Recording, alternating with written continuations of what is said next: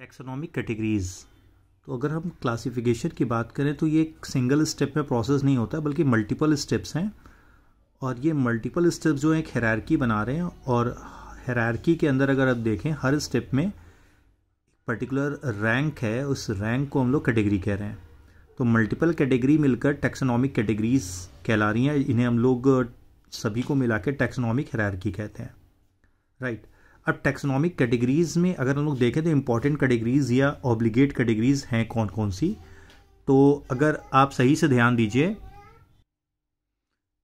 तो kingdom, phylum और division हम लोग प्लांट के लिए इस्तेमाल करते हैं। Class, order, family, genus and species के लिए क्या, remember groups represent category, category under category further denotes rank, और हर रैंक या जो टैक्सन है वो एक्चुअल में रिप्रेजेंट करता है यूनिट ऑफ क्लासिफिकेशन।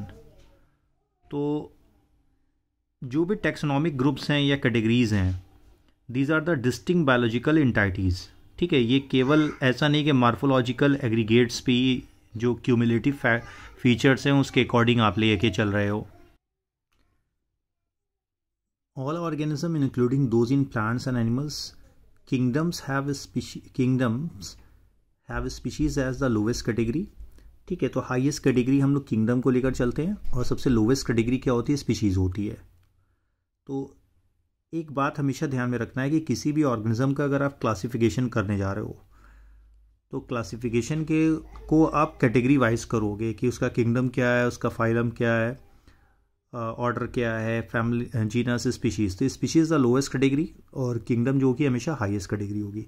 तो कुल मिलाकर अगर हम लोग कैटेगरी को काउंट करें तो 1 2 3 4 5 6 7, तो 7 जो हैं ये ऑब्लिगेट कैटेगरीज में आएंगी। इंटरमीडिएट कैटेगरीज भी आप लिख सकते हैं, जैसे सब फाइलम है, सब डिवीज़न है, ये सारे भी आते हैं।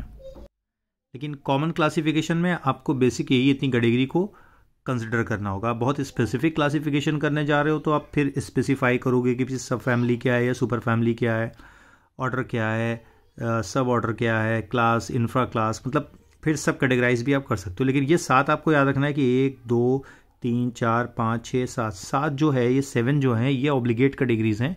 किसी भी ऑर्गेनिज्म का आप क्लासिफिकेशन करने जा रहे हो तो कम से कम ये 7 कैटेगरी आपको लिखनी है और उनके बारे में पता होना चाहिए। जैसे किंगडम एनिमल्स के लिए एनिमेलिया हो जाएगा, फिर फाइलम में आपको देखना हो कॉर्डेट है कि नॉन कॉर्डेट है, नॉन कॉर्डेट में भी कौन से फाइलम है, आर्थ्रोपोडा है कि एनीलिडा है।